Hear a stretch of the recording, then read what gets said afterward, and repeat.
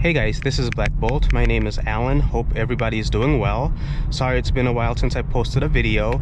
If you are new here, this channel is about cars. We talk about EVs. I formerly owned a 2017 Chevy Bolt EV Premier, and I currently own a 2019 Nissan LEAF.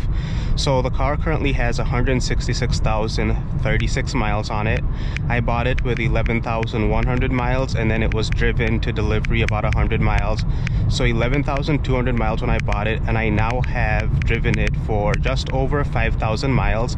So this is my 5,000 mile impression, and so far I have been impressed with the car. I like it a lot more than I thought I would like it. This car is a very basic trim with a cold weather package, and my previous Bolt was a Premier that was fully loaded, so it had everything on it. And I'll start with the things that I like about the car. It's still very comfortable to drive. It's a very easy car to own. Because it has a 40 kilowatt hour battery, it's also, I believe it's lighter than the Bolt. It definitely drives a lot lighter than the Bolt, which I have become accustomed to. And as you can see, I'm in eco mode right now, and after a few days of driving in eco mode, I have just been driving in eco mode the whole time because it works really well for me. It kind of modulates how heavy I am on the gas pedal or on the go pedal, so it uses less energy than I would otherwise use. As you can see, there's 126 miles of range left, and I've used 16 miles of range.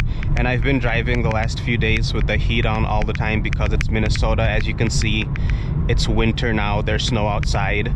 And one of the reasons that I haven't posted a video of late is that we've just been so busy in life. Having 4 kids, we're pretty adjusted to it, but it doesn't make it any easier once you get adjusted. And then sunset in Minnesota, for example, today it's at 4:44 p.m. so it gets dark before I even have an opportunity to go out if I don't go out during the day. So that's been a little bit of a challenge. And then work has also been very, very busy, but things are going well. Otherwise, everybody's good, everybody is healthy, baby's doing really well and sleeping through the night. So back to the car stuff and things I like. The acceleration I still find more than adequate. It's about the same as the Bolt. This car is a little bit slower, but it's not noticeably noticeable in regular driving. So if I'm going over 30 miles an hour, even in eco mode, if I step on the gas, it'll go. And then seats are still really comfortable. I have no issue with them whatsoever. Some of the things that I don't like, I still haven't gotten used to this steering wheel. It's a little bit of a hard plastic. They tried to make it soft, but with what they're doing to conserve money on this very base model, it's just not the nicest steering wheel in the world. There are some creaks and rattles on this car that I did not have on the Bolt EV. I don't think I had any rattles at all in the Bolt EV. That said, I don't know if you have a Bolt EV LT trim. Comment below, let me know if you get any creaks, rattles, that kind of thing.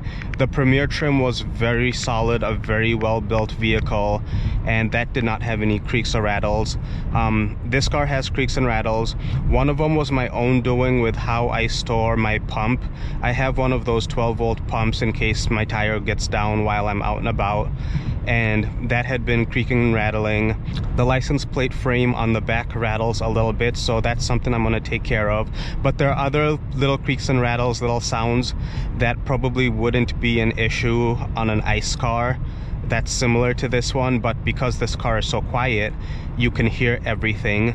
The radio I've mentioned before, not great, but I've tweaked a few of the settings and I've become, I guess, accustomed to that quality of sound, so making do with it. One of the things that I've noticed owning this car, because it only has a 150 mile EPA rating, and since it's starting to get cold now, is over the 2.5 months that I've owned it, I've probably been to the fast charger about as many times as I would over a year with the Chevy Bolt EV, and that's just because the Bolt had a bigger battery. I try not to drive down into the cities too frequently. But every now and then, if my wife is out and about with our Traverse and I need to go somewhere that's out of range of this thing, I just plan my day out. So if I've got like 30 or 40 miles of range left when I'm done doing what I need to do, then I will just plan an extra 30 minutes to my trip, stop at the DC fast charger. By the time half an hour goes by, it will already have been over 100 miles, and this screen right here will tell you how long it'll take to charge to 50%, 75%, etc. And it's very, very accurate, which I really appreciate. But it's a really fun car to own, fun car to drive. I've had no issues whatsoever, aside from those little minor things here and there that I wouldn't really call inconveniences. When you're used to driving a little bit of a nicer car, they are things that you tend to notice a little bit. I'm sure if I had gotten an SL trim of this car, then I probably would have less of those little issues to really think about, especially with the radio. The SL comes with an amplifier and better speakers, so I know for sure the radio wouldn't be an issue in the SL trim. But overall, this is a fun car to own. Getting about 140 miles in winter is pretty good with the 40 kilowatt hour battery, so it's still relatively efficient even though it's got a small battery. But it's fun to drive. I like it. I like owning it.